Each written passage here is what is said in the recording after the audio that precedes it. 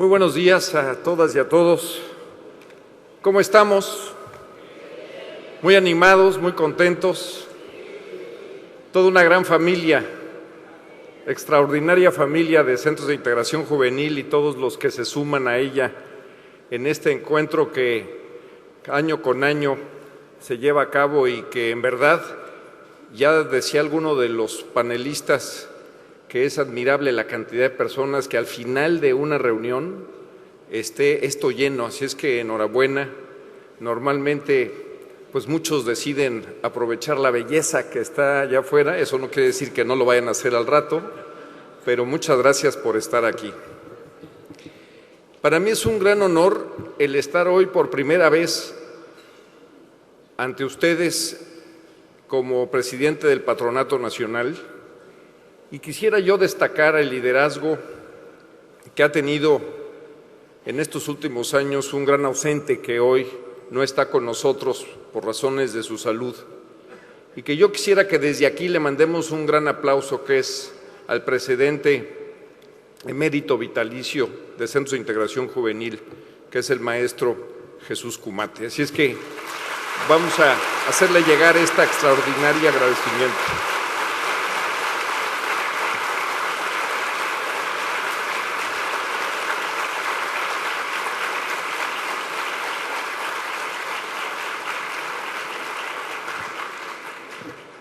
Les agradezco mucho. Pues, ¿qué les puedo platicar?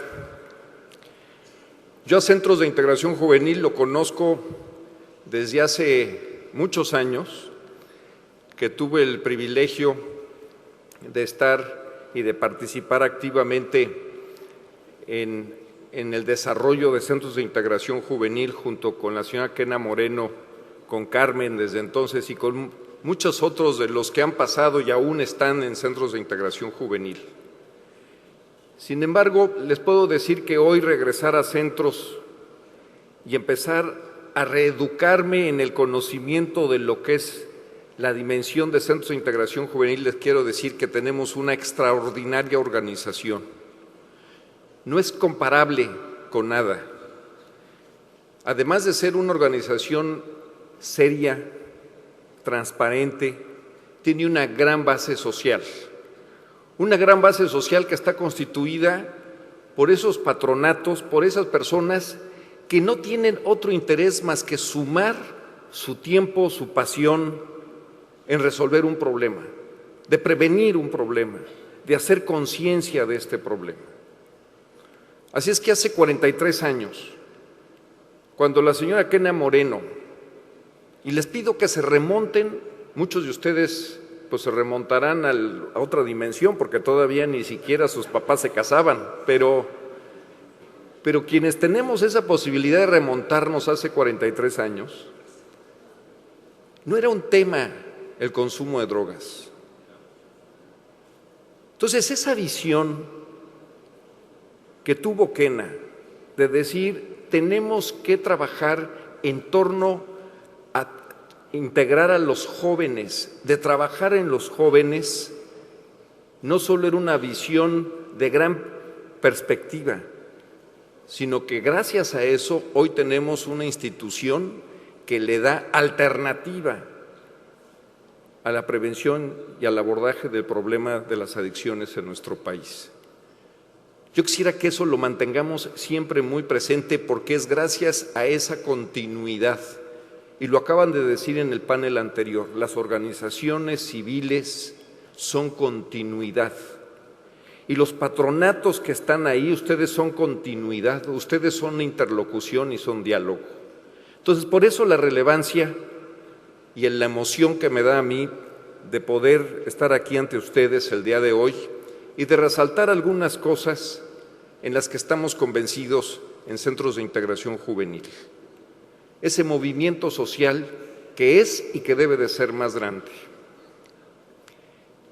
Centros de Integración Juvenil, como una organización de la sociedad civil, sui generis en su estructura, en su constitución, en sus mecanismos de financiamiento, en su base social, es un centro que puede coadyuvar, pero de manera muy respetuosa, pero consistente, en la generación de políticas públicas, en llevar a que se convierta en una política de Estado muy explícita, en una política de Estado en donde se involucre el componente de salud, el componente educativo, el componente de desarrollo social, los componentes que vienen de las autoridades en torno a trabajo y previsión social y, por qué no, incluso el que estemos muy cercanos de la seguridad pública.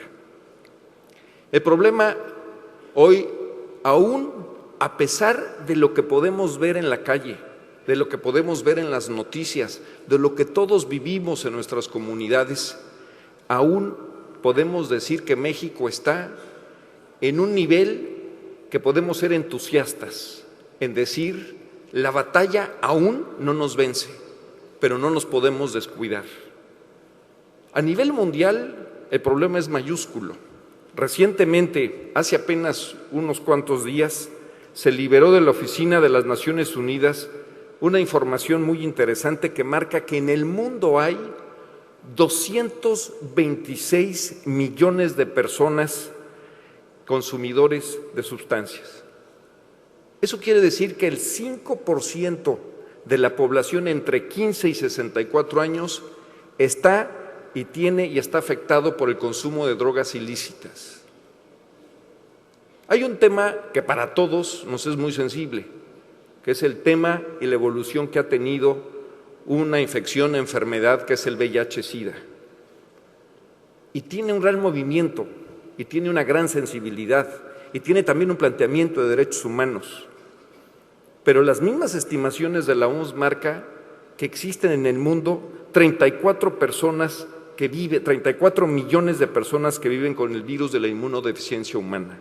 Es decir, en el tema de las drogas tenemos 7 veces más grande el problema. Entonces, tomemos conciencia de que estamos ante posiblemente el más importante de los problemas sociales, incluso políticos, que puede tener una población en su conjunto. De las 226 personas que han perdido el control en sus vidas, pues su adicción, obviamente, y eso lo sabemos todos los que estamos aquí, afecta a sus madres, a sus padres, a sus parejas, a sus hijas, a sus hijos, a sus compañeros de trabajo, a su vida cotidiana. Por lo tanto, es un elemento en el cual requiere de una visión colectiva, de una visión mucho más amplia. Además del costo humano, que además podemos decir que es de los más altos, como lo he dicho, todas estas personas y en muchos casos sus seres queridos requerirán de una atención especializada, requerirán incluso de una atención en la parte física y en la parte mental, y que esto también implica presiones sobre el sistema de salud, y que esto tiene costos. Entonces vamos sumando estos números, la cantidad de personas en el mundo, que por cierto, más de 40 millones de esos 226 están en nuestra región de América Latina. Todos sabemos cuáles son las sustancias que más se consumen, y un tema aquí ya comentado es el tema de la marihuana.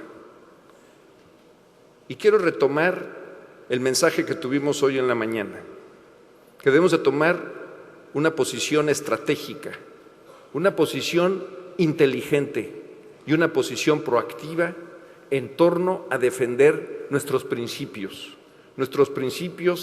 y al debate y al análisis que se debe de dar en torno a un planteamiento que es la búsqueda de una solución donde posiblemente no esté toda la solución. Así es que ese es un tema que debemos de mantener presente, pero que no nos distraiga. Y ese es mi mensaje. Sí, estamos ante la necesidad de tener una visión clara y estratégica, de estar presente en los medios de comunicación, en las estructuras municipales, en los congresos locales, en donde todos ustedes quieran llegar. Pero nuestra misión está en la prevención, en la acción y en mantener todos los días nuestro trabajo que esté ahí presente. Podemos discutir cambios en políticas, pero nunca olvidar lo cotidiano que debemos de hacer.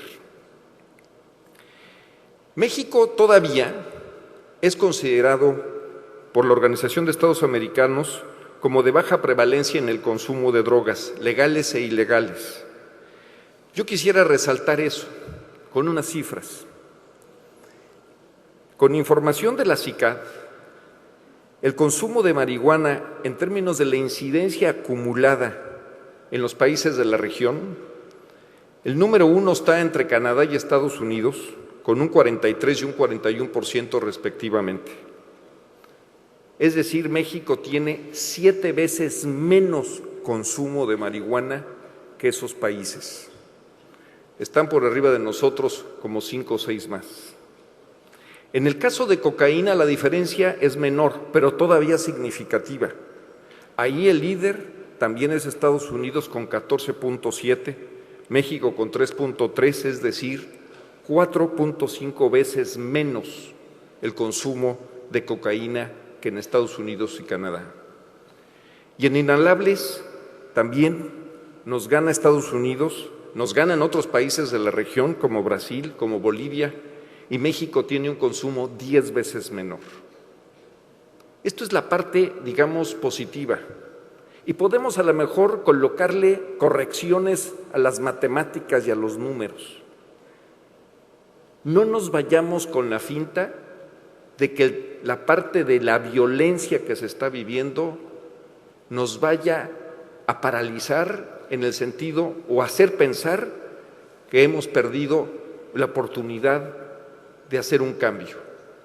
Todo lo contrario, estamos en una extraordinaria oportunidad, como desde que se dio en la visión a la creación de Centros de Integración Juvenil de hace 43 años, hoy todavía estamos en esa gran posición de evitar que esto crezca más. Y más bien yo diría, puedo asegurarles que no ha crecido más por el trabajo que se ha hecho de manera consistente durante todos estos más de 40 años.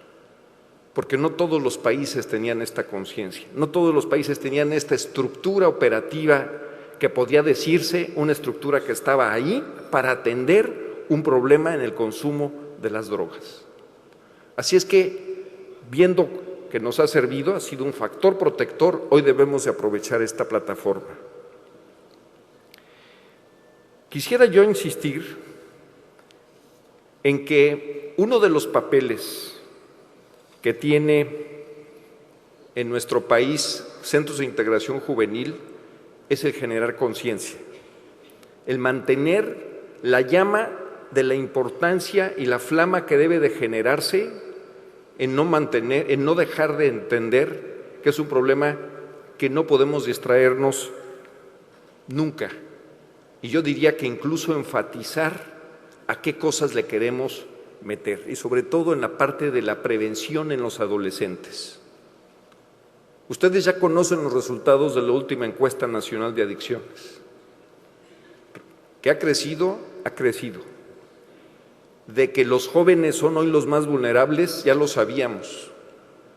De que la relación hombre-mujer cuando hablamos de adolescentes se reduce, en lugar de ser de 7-1 en algunos problemas como el consumo del alcohol, se reduce a ser mucho menos, en el que es mucho más vulnerable la mujer joven adolescente que los hombres adolescentes, y que hoy la mujer está mucho más en riesgo hasta metabólicamente, también lo sabemos. Pero también debemos de congratularnos que por lo menos en el planteamiento del nuevo gobierno federal está en hacer una equilibrada intervención entre la oferta y la demanda. Hay estimaciones de que por lo menos se debe de llegar al 10% de la inversión en términos de la oferta en términos de la demanda en relación a lo que se invierte en la oferta. Ojalá lleguemos a eso.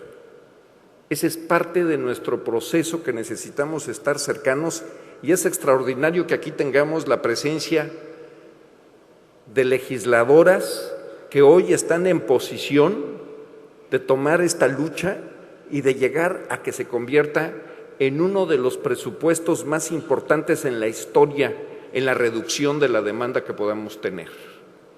Esto no solo se hace con voluntad, esto no solo se hace con ganas, esto no solo se hace con estructuras, se necesita profesionalismo, Se necesita estructuras eficientes, transparentes y que podamos verdaderamente decir que tenemos una red eficiente. Y de ahí que me voy a permitir a ustedes compartir en el que queremos contribuir con propuestas muy puntuales con el nuevo gobierno. Número uno es, y proponemos, y que es imprescindible consolidar una red nacional para la atención del consumo de drogas, que permita incrementar la eficiencia, eficacia y calidad de la prestación de los servicios en puntos estratégicos del territorio nacional para cubrir los municipios de más alto riesgo, alcanzar mejores coberturas y lograr un mayor impacto en las acciones de prevención, detección temprana, tratamiento, rehabilitación y reinserción social. 2. Se debe crear el Sistema Nacional de Tratamiento accesible e incluyente. Así como se ha dicho que hoy los ciudadanas y ciudadanos de este país tenemos acceso universal a los servicios de salud, en el tema, y también se dijo en el panel anterior, no puede haber una persona que requiera de ser atendida que no sea atendida, de una familia de ser aconsejada, guiada, de que sea atendida e incorporada en un proceso. Entonces, este Sistema Nacional de Tratamiento debe ser accesible e incluyente para atender a los pacientes con problemas de consumo de drogas y sus familiares. Dicho sistema debe funcionar con eficiencia y con estricto apego a los derechos humanos, abarcando desde las intervenciones mínimas aplicadas a quienes inician el consumo hasta la atención de alto nivel de especialización en unidades de hospitalización para quienes presentan severos trastornos físicos y emocionales. 3. Es preciso fundamentar el acceso universal al servicio, contando con unidades de consulta externa para personas que presentan trastornos por consumo de sustancias, además de la operación de por lo menos una unidad de hospitalización profesional en cada estado de la República. Hoy el problema, si bien no de la magnitud que esperarían muchos que tuviéramos, sí apunta a la necesidad de tener un servicio profesionalizado y sistematizado en cada uno de los estados de este país, con una red de atención muy clara, referencial y por niveles de atención. 4. Asimismo, hay que impulsar programas de reinserción social, programas sustentados en la red de empresas socialmente responsables que apoyen a las personas que han sufrido un problema de abuso de drogas. Aquí también ya se dijo, no se puede estigmatizar a un joven de 16, 14, 15, 18 años por el resto de su vida. Tenemos que propiciar que existan canales para la reincorporación de estos jóvenes que en su momento tuvieron un problema severo en su vida, no lo podemos dejar etiquetados para el resto de su vida. 5. Se deben llevar a cabo de manera obligatoria intervenciones preventivas y detección temprana del consumo en escuelas de educación básica.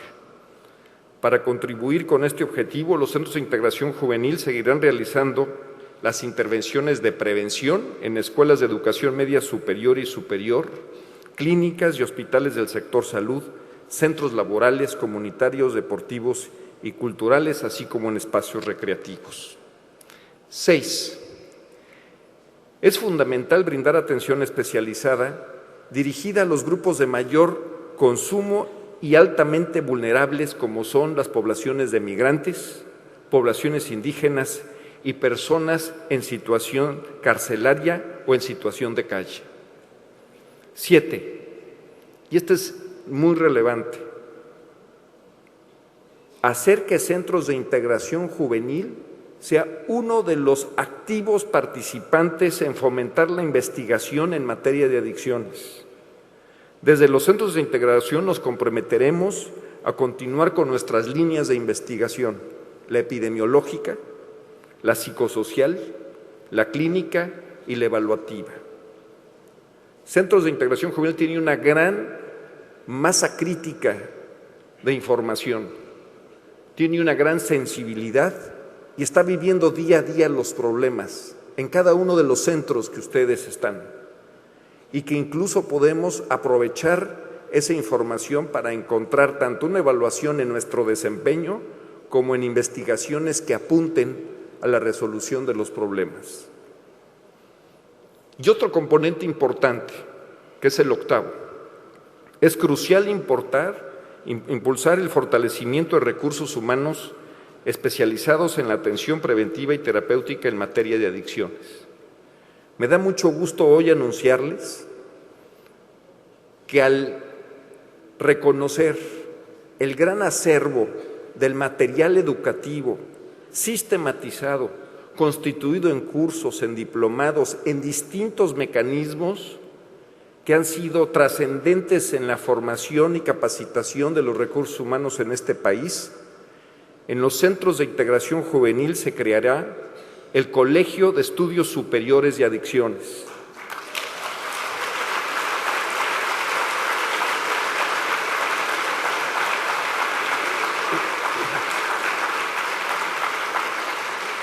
El Colegio de Estudios Superiores en Adicciones, el cual le dará esa calidad moral que Centros de Integración Juvenil se ha ganado. Tendremos alianzas con instituciones académicas, obviamente. Tendremos participación activa con los órganos colegiados que existen. Eso no deja de hacerse, pero se le da ese carácter de institución de educación superior que hoy tiene en su gen Centros de Integración Juvenil. Así es que estará dedicada este centro, este colegio, a través de toda una serie de actividades, a mantener las actividades de actualización y formación en modalidades presenciales y a distancia.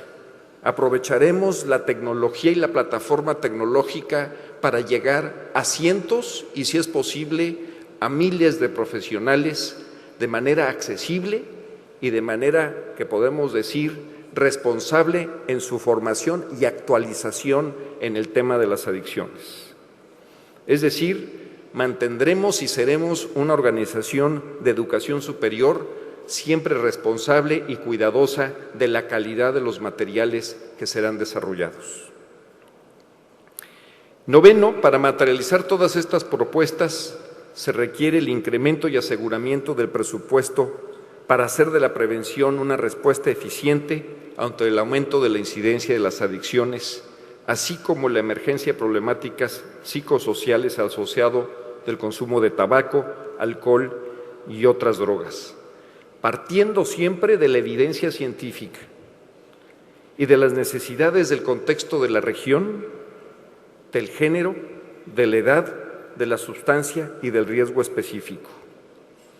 Y décimo, creo que aquí tuvimos el privilegio al inicio de nuestro Congreso de escuchar una ley más en el territorio nacional a nivel estatal en torno a las adicciones. Y permítame aprovechar para agradecer y felicitar al licenciado Efraín Villanueva por ese esfuerzo y esa dedicación en hacer de este Estado uno más en ese sentido. Muchas felicidades. Pero quisiera invitar a todos los presidentes de patronato a que sea un movimiento de centros de integración juvenil en el que en los próximos años podamos tener estas leyes que le dan certeza jurídica y el marco de derecho en todos los estados. Esa es una gran meta. Y estoy cierto, al conocer la pasión y dedicación que cada uno de ustedes imprimen en su trabajo a nivel de sus estados y su nivel local, que debemos de estar coadyuvando a la generación a trabajar con las instancias correspondientes a nivel estatal en tener las leyes correspondientes que les dan estructura. Así es que estas 10 actividades, estas 10 acciones van a marcar mucho de lo que estamos trabajando en ese proceso de ser coadyuvantes, responsables y catalizadores de una política pública en las adicciones en nuestro país. De nosotros depende actuar para lograr un México fuerte y libre de adicciones. Los centros de integración juvenil, es decir, todos los que estamos aquí y los que están en sus sitios de trabajo, que no pudieron estar hoy aquí, ratificamos nuestro firme compromiso ante la sociedad, el gobierno federal y cada uno de los estados de seguir trabajando en todo el país para que eso suceda. Muchísimas gracias y enhorabuena por ser parte de este gran movimiento en contra de las adicciones.